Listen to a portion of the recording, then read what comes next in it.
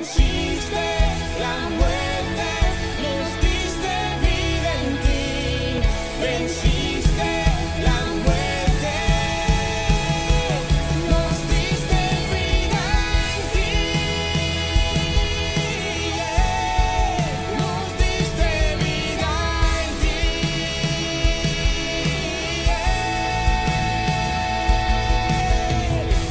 Padre eterno victorioso Las personas somos recordadas por los seres queridos. Cuando ya no estamos, lo que nos mantiene de alguna manera, lo que dejamos como herencia, es aquello con lo que nos pueden recordar. Fíjense que normalmente a la gente, los seres queridos no la recuerdan por las posesiones, no lo recuerdan por el poder que tuvieron, ni por las influencias, ni por las glorias, ni por los premios. Por eso no los recuerdan. Los seres queridos recordamos a los que ya partieron por dos cosas. Primero, por las palabras, ¿no? Entonces es frecuente oírme decir, es que mi mamá decía X o Y cosa. O como decía mi papá, más vale el diablo por viejo que por diablo, por ejemplo, ¿no? Entonces nos recuerdan por las palabras. Y el segundo motivo por el que nos recuerdan es por los hechos, ¿sí? Mi papá fue un tipo que le dio su vida a esta nación. Le dio fines de semana, vacaciones, mente, esfuerzo, sacrificio. Eso hizo mi papá. Mi mamá, una mujer inteligente, dispuesta al emprendimiento, a construir, a hacer cosas importantes. Entonces fíjense que uno recuerda a los seres queridos por lo que hacen y por lo que dicen. La memoria, el recuerdo que sentimos, es el que mantiene viva en el corazón a la gente que amamos. Pueden pasar los años. Mi papá fue asesinado hace casi 22 años. Sin embargo, permanece vivo en la memoria gracias a los recuerdos que yo tengo de él en el corazón. Pues bien, lo cierto es que los hijos queremos mantener el recuerdo de los padres. Queremos honrar la memoria de nuestros padres con palabras y actos. Ojo con ese mandamiento de honrarás a padre y madre para que tus días sean largos y te vaya bien. Porque ese mandamiento no termina cuando papá o mamá mueren. Ese mandamiento continúa. ¿Y cómo voy a honrarlo si ya está muerto? Precisamente con lo que decimos y con lo que hacemos. ¿Honramos o deshonramos a nuestros padres? Si yo fui bien educado, si yo recibí una formación en principios, en valores, en ética, voy a honrar esa formación, eso que sembraron mis padres, voy a honrarlo durante toda mi vida. Pero si soy pícaro, si soy delincuente, si ordeno matar gente, si robo todo lo que puedo, si estafo todo lo que puedo, estoy deshonrando a mis padres. Sin embargo, ojo con esto de los recuerdos, porque muchas veces la gente tiende a idealizar al que falta, ¿no? Y de repente un ser imperfecto, con virtudes y con defectos, se convierte, gracias a que murió y gracias a la idealización, se convierte en un ser pluscuamperfecto, casi en un ser que puede caminar sobre las aguas. Y lo cierto es que esa idealización nos evita ver que aquella persona que ya partió no fue ni perfecta ni incuestionable. Esas personas nuestros padres, tuvieron aciertos y errores en lo que hicieron y en lo que dijeron. Tal como nosotros. Nosotros también tenemos errores en lo que decimos y en lo que hacemos. Sin embargo, todos intentamos honrar, por lo menos, la última voluntad de nuestros padres. Ese último mensaje que nos va a marcar. Esas últimas palabras que se convierten en la verdadera herencia. Porque la herencia no son los bienes vienen y van. Lo que dejan el dinero que queda en las cuentas de los bancos viene y va. La herencia fue lo que ellos sembraron. La herencia es aquello que nos dejan como enseñanza de vida. Esa es la verdadera herencia. Miren, hay en la palabra de Dios un ejemplo muy claro de lo que significa la verdadera herencia. David, el rey David, le dejó pues todo un reino, un imperio a su hijo Salomón. Tanto que Salomón no es conocido como Salomón, sino como el rey Salomón. Y obviamente Salomón podía recordar muchas cosas de su padre, ¿no? Así como nosotros recordamos, por lo que nos dice la palabra, muchas cosas de David, pues ni más faltaba, Salomón también podía recordar muchas cosas de su padre, Urías, Betsabé, los hijos, en fin. Lo cierto es que Salomón podía recordar cosas malas y también cosas buenas. Pero lo que sí es fundamental es que el último mensaje que le dio David a Salomón, esa fue una herencia tremenda. Y esa herencia de hecho marcó a Salomón durante gran parte de su vida.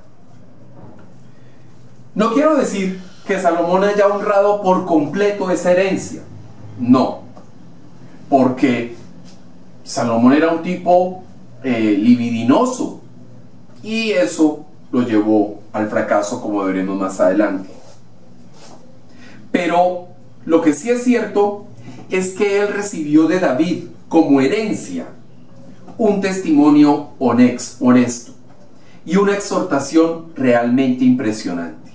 Incluso esa herencia fue más importante que el gran imperio, que el gran reino de Israel. Salomón recibió la herencia de la guía. En su lecho de muerte, David le dijo lo siguiente a Salomón. Vamos a leer, por favor, Primera de Reyes, capítulo 2, versículo 2.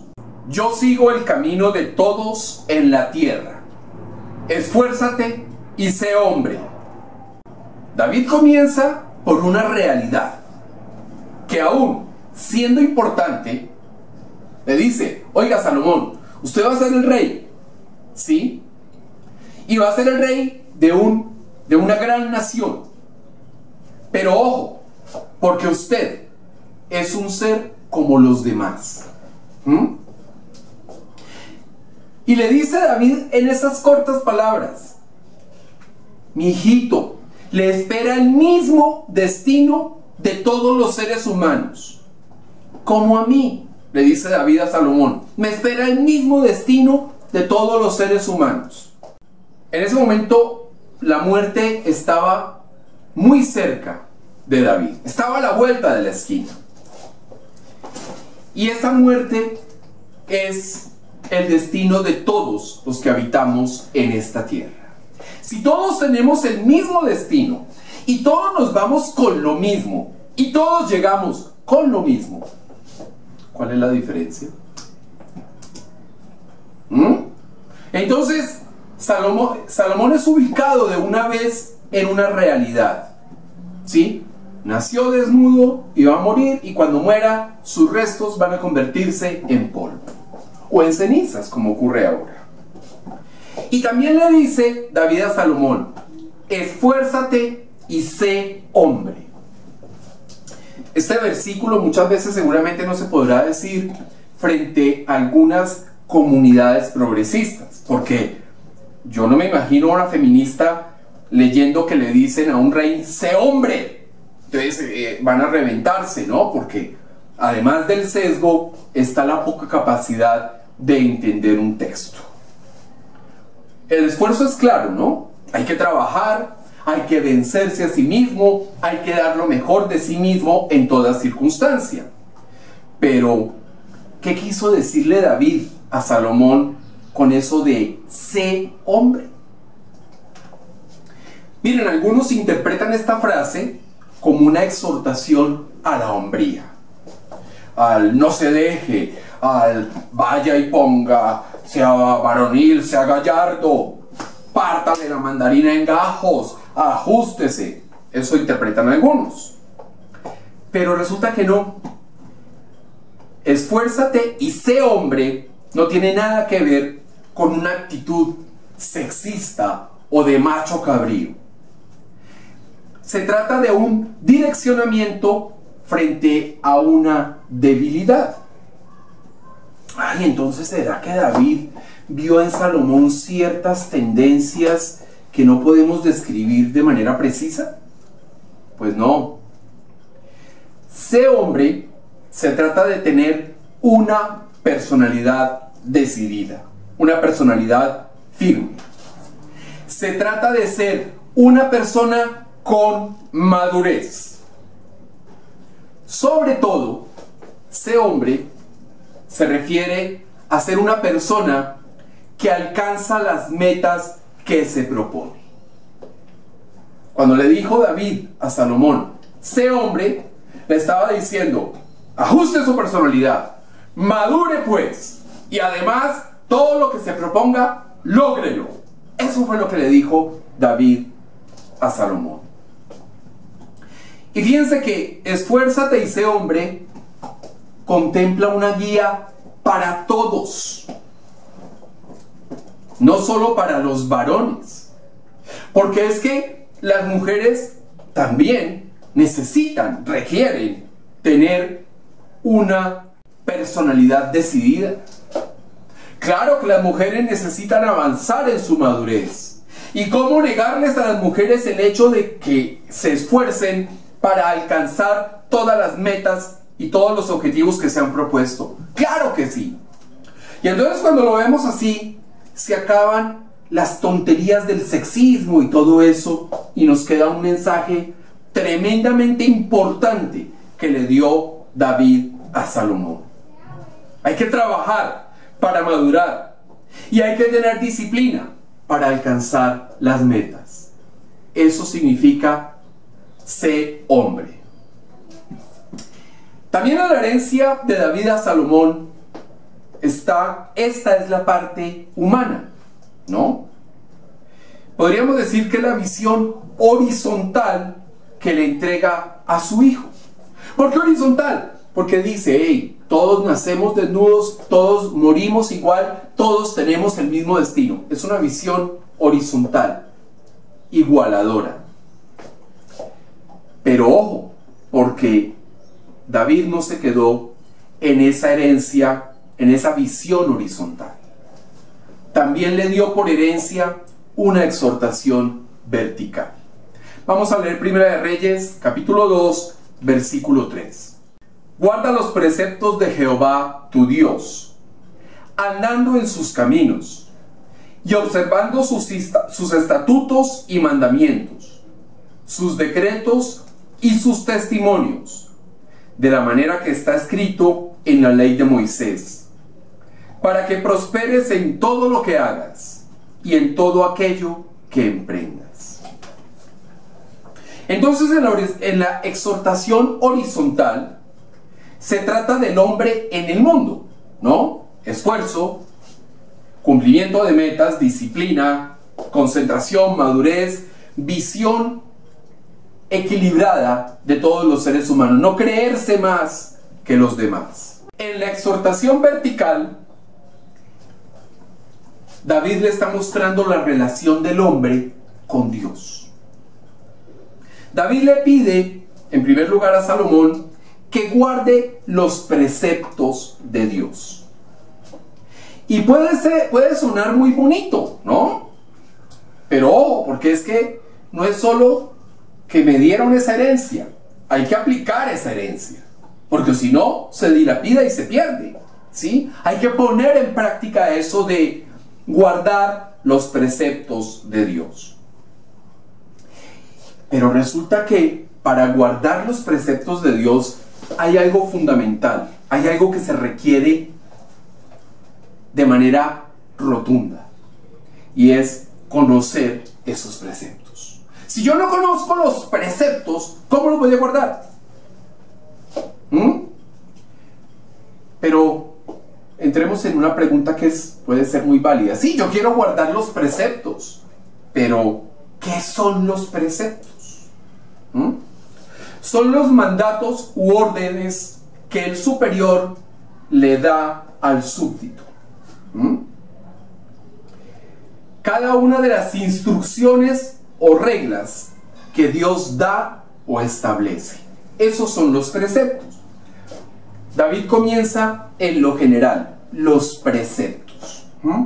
En la relación del hombre con Dios hay que guardar los mandatos y las órdenes. Hay que cumplirlas, hay que obedecerlas, porque yo soy súbdito y Él es Dios, Él es mi rey. Por eso los cumplo. Porque además me encanta cumplir los preceptos de Dios. Porque me encanta obedecerle. Porque me encanta agradarle. Y porque reconozco que Él es el dueño de todo, el autor y consumador de todo lo creado. Entonces, por eso guardo los preceptos. ¿Sí? Pero en esa exhortación vertical es indispensable conocer a Dios. Hay que tener una relación estrecha con Dios para acatar sus instrucciones y sus reglas. En esa relación, en esa exhortación vertical, hay que llegar a la más profunda intimidad con Dios. Hay que conocer el corazón de Dios, esforzarnos por conocer el corazón de Dios. Saber lo que le gusta y lo que le disgusta, ¿sí? Conocer lo que le agrada a Dios y lo que le desagrada, ¿sí? A ese nivel de intimidad con Dios es al que se refiere David. Es el que le dice David, mire, a eso hay que llegar, tienes que llegar. Por eso esfuérzate y sé hombre, porque si quieres guardar los preceptos, debes ponerlo como meta. Sé hombre y guarda los preceptos de Dios. David le está diciendo a Salomón, conozca íntimamente a Dios y acátelo. Y después afirma, con esos preceptos debes andar en sus caminos. Miren, conocer a Dios no solo es emocionante. Tener intimidad con Dios, una relación íntima con Dios, es maravilloso, pero también sirve como señalización en la vida. Miren, las únicas señales válidas que tenemos en la vida son los preceptos de Dios. Al tener intimidad con Dios, podemos detectar falsas señales en el camino. Hemos visto en muchas partes del mundo que los delincuentes utilizan falsas señalizaciones en las carreteras, ¿no? Desvíos, anuncios de problemas, transite despacio, ojo con las luces, manténgalas apagadas, en fin, una serie de cosas, de señales que son falsas, ¿no? Y eso lo utilizan para asaltar y para emboscar a sus víctimas. Bueno, lo mismo nos pasa en la vida. Si no detectamos que esa señal es falsa, ¿sí? Porque está anunciándome una montaña donde solo es un valle, pues ahí tenemos problemas. Tenemos que tener la capacidad de diferenciar, de discernir entre una falsa señal y una verdadera señal. Y las verdaderas señales son los preceptos, y los preceptos los conocemos a profundidad cuando tenemos una relación íntima con Dios. En la vida nos pasa que nos ponen falsas señales en el camino. Por ejemplo, ¿qué tal esta señal de no le hago mal a nadie? O esta otra señal, ojos que no ven, corazón que no siente. Al no conocer los preceptos, podemos caer en el engaño. ¿Cuántos hombres, cuántas mujeres caen en eso de ojos que no ven, corazón que no siente y le son infieles a su pareja? Y eso es mentira, porque la mirada de Dios escruta hasta lo más profundo y detallado de nuestras vidas. En la exhortación vertical, David dice, hay que observar los estatutos y los mandamientos de Dios, ¿no? Ojo, no es una opción. David no le está diciendo, mira Salomón, si tienes tiempo, si tu ocupada agenda y apretada agenda te permite. No. David le está diciendo, hay que observar los estatutos y mandamientos de Dios. Entonces, además de conocer a Dios, además de tener intimidad con Dios, hay que obedecerle y agradarle. Y este tiene que ser un esfuerzo constante, disciplinado, permanente de todos los seres humanos. Miren, cuando queremos a alguien, queremos darle gusto. Yo sé que mi esposa prepara las viandas, la comida que más me gusta.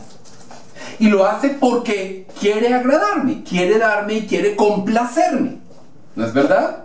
Entonces me prepara los frijolitos con chicharroncitos, ¿sí? Y arrocito blanco y el aguacatico, en fin, o sea, cosas muy ricas, ¿no?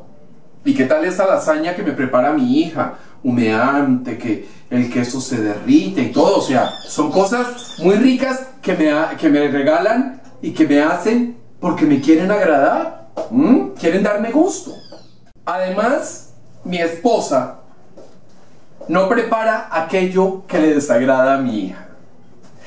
En mi casa no se compra apio, no se compran ciruelas. Punto. ¿Por qué? Porque le desagradan a mi hija. Pero lo cierto es que lo que no nos gusta no se compra y no nos lo preparan. ¿Por qué? Porque hay un esfuerzo conjunto como familia de agradarnos y de dar aquello que le agrada al otro. Nos damos lo que nos gusta, evitamos lo que nos disgusta. Y eso pasa por algo fundamental, y es que lo hacemos porque nos conocemos.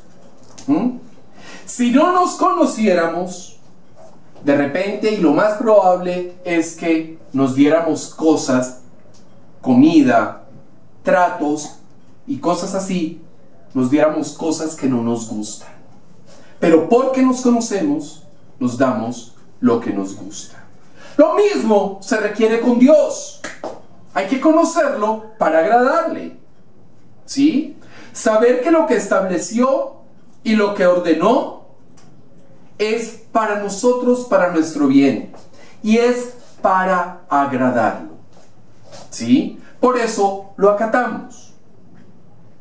Nosotros no le obedecemos a Dios por miedo al castigo. El castigo existe, por supuesto, pero nosotros obedecemos y tenemos que llegar a ese punto de obedecerle, porque ¿cómo voy a desagradar a mi Creador? ¿Cómo voy a desagradar a mi Dios? Yo acato por amor al que nos creó y nos ama. Es por amor y gratitud a nuestro Padre. Y fíjense que David es muy claro en este asunto. David habla de estatutos, mandatos, decretos y testimonios de Dios para nosotros, ¿no? Y entonces, bueno, muchos se preguntarán, ¿y por qué ese nivel de detalle de David? ¿Acaso estatutos, mandatos, decretos y testimonios no terminan siendo lo mismo? ¿Será que son sinónimos que utilizó David para reiterar una idea en momentos en que estaba agonizando o moribundo? Miren, vamos a aclarar esto. El estatuto es una regla, una ley para obligar al receptor del estatuto. Si usted tiene que pasar por la cebra, si no pasa por la cebra, castigo. Usted tiene que utilizar tapabocas. Si no utiliza tapabocas, multa. Y reportado en todas las centrales crediticias, si no la paga. ¿Sí?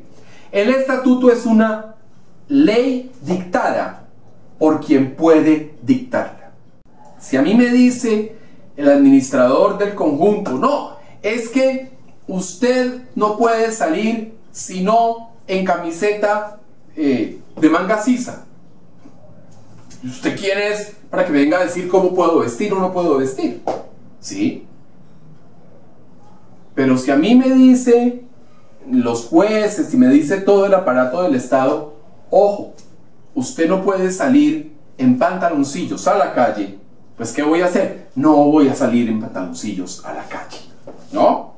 Porque me está diciendo el Estado, que es el que puede decirme algunas normas de comportamiento, lo que debo hacer. El estatuto es una ley dictada por quien puede dictarla. ¿Y quién más que Dios puede dictar estatutos? Por encima de los estatutos de Dios no hay ninguna ley, no hay ninguna norma, no hay ninguna orden que esté por encima de lo que dice Dios. En síntesis, los estatutos son normas a las que estamos sometidos por ser hijos de Dios.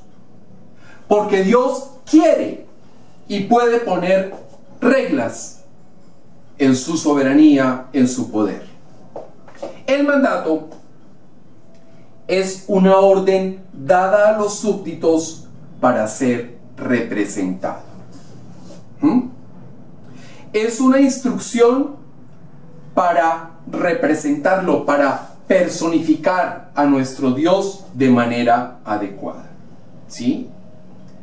Entonces Dios nos dice, mire, vista con modestia, con sobriedad.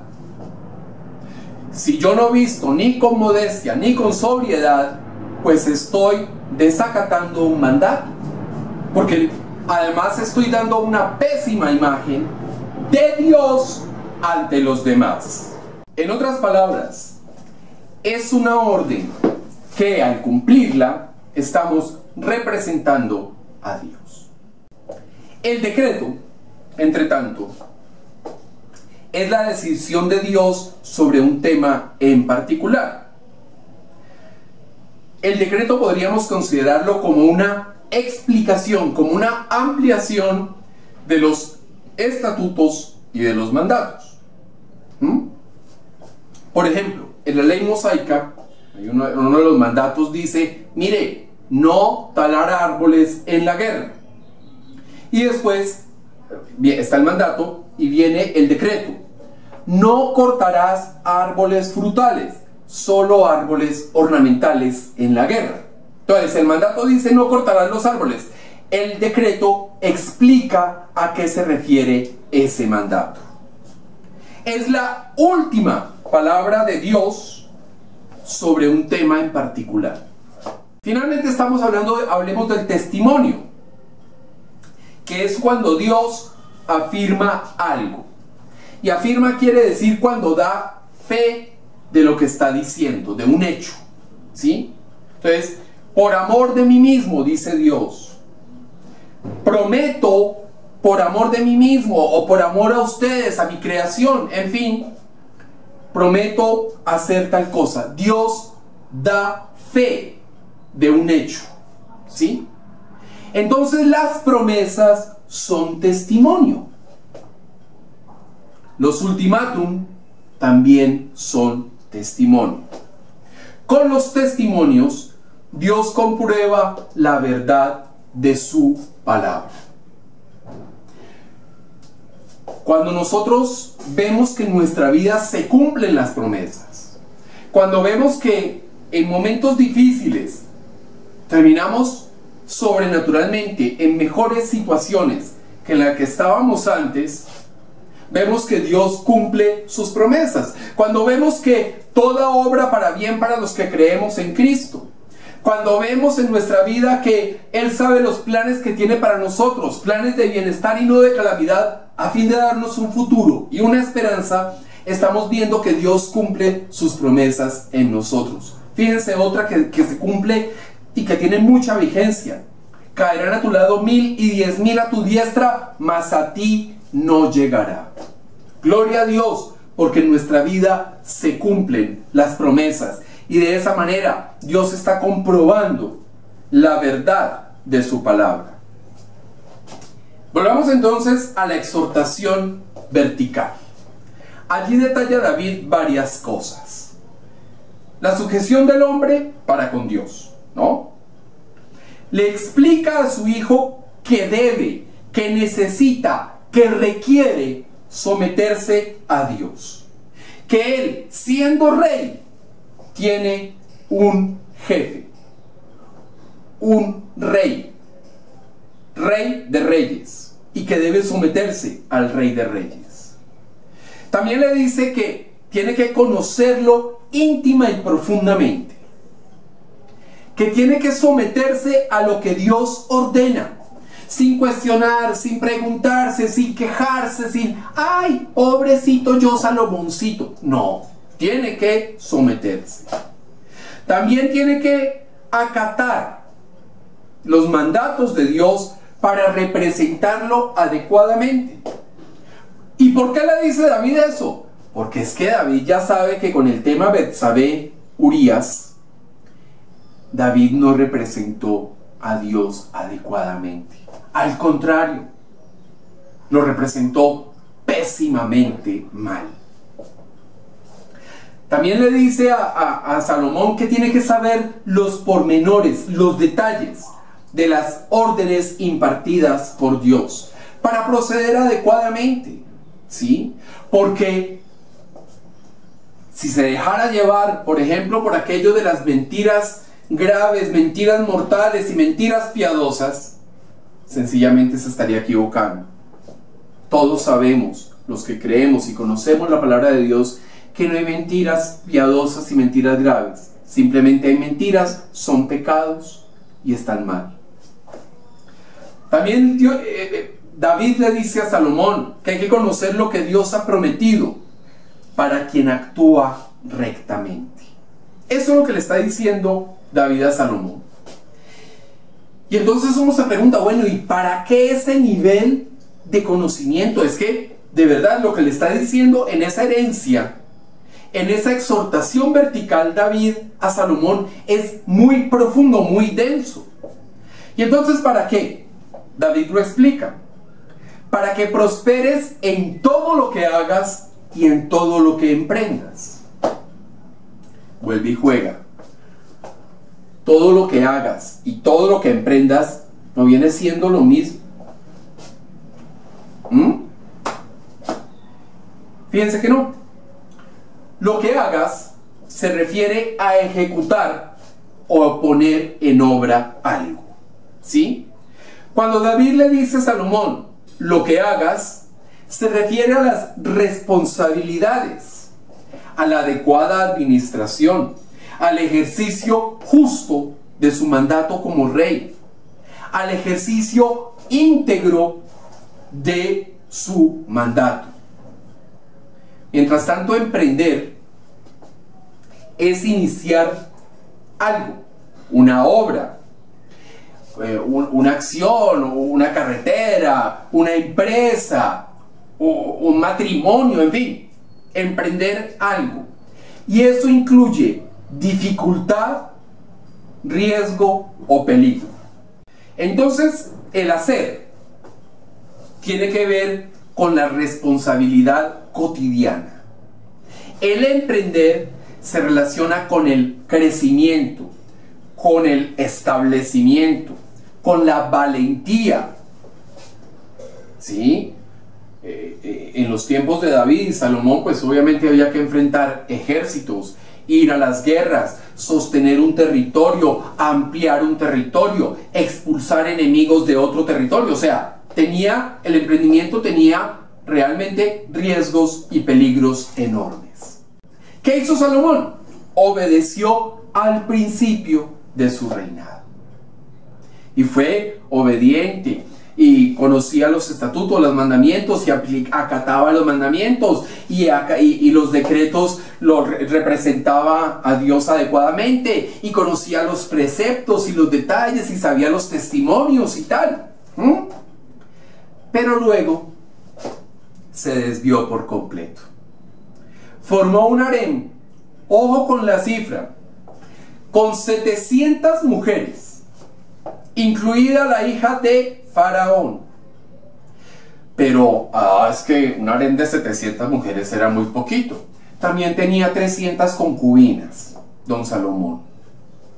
Bueno, ahí desobedeció a Dios. Vamos a leer Primera de Reyes, capítulo 11, versículo 2. Gentes de las cuales Jehová había dicho a los hijos de Israel: no os llegaréis a ellas, ni ellas se llegarán a vosotros, porque ciertamente harán inclinar vuestros corazones tras sus dioses. A estas pues se juntó Salomón con amor. Esas mujeres efectivamente apartaron a Salomón del camino, pero la culpa no fue de ellas. La culpa fue de él, que desobedeció a Dios, que se volvió un fornicario, un adúltero, un tipo lascivo, desvergonzado, ¿sí? Utilizando su poder para juntarse con 700 esposas y 300 concubinas. Él permitió que esas mujeres lo alejaran de los mandamientos, de los estatutos, de los decretos, de los testimonios y de los preceptos de Dios. Incluso ya viejo, Salomón inclinó su corazón a dioses ajenos. Es más, erigió altares para la diosa de los sidonios y a un dios muy malo de los amonitas. La palabra dice que hizo Salomón lo malo ante los ojos de Dios. No siguió a Dios al pie de la letra. Dura lección sobre la obediencia, porque cayó en desgracia ante los ojos de Dios. Entonces, fíjense que David le dio una maravillosa herencia, un testimonio, una exhortación para vivir, una guía. Siga por ese camino derecho, no se desvíe y llega al final adecuado. Salomón no hizo caso. Así como pasa con las herencias de los seres humanos. ¿Cuánta gente recibe unas herencias formidables, maravillosas, y a los 10 años están terriblemente mal económicamente porque dilapidan la herencia? Eso fue lo que hizo Salomón. Dilapidó la herencia que le dejó David. Entonces, así como recordamos las palabras de nuestros padres, que son nuestra herencia, así como recordamos lo que admirábamos y también lo que detestábamos de nuestros padres, así debió recordar Salomón a David. La herencia, con instrucciones precisas, es lo que debemos dejarles a nuestros hijos. Y eso fue lo que hizo David en su lecho de muerte, dejarle la herencia de guía a su hijo Salomón. Y la herencia era muy clara: acate los preceptos de Dios, conózcalo, represéntelo adecuadamente, obedezca a Dios, y así le va a ir bien. Miren, a Salomón le fue bien, le fue muy bien mientras se sujetó a Dios. Es que es el sabio por antonomasia en la humanidad. Salomón, la inteligencia, la prosperidad, la capacidad de trabajo, de verdad, a Salomón le fue bien mientras acató los preceptos de Dios. Cuando se apartó de los preceptos, entró en barrena. Fue idólatra, fornicario, adúltero, desobediente y rebelde. Y lo peor es que le dio la rebeldía de viejo. Cuando lo normal es que la rebeldía sea de los adolescentes, de los jóvenes, no. A don Salomón le dio por ser rebelde ya de viejo. En síntesis, pese a una maravillosa herencia que le dejó David, Salomón decidió poner la vanidad, la soberbia, el orgullo por encima de Dios. Y pese a una maravillosa herencia, Salomón perdió.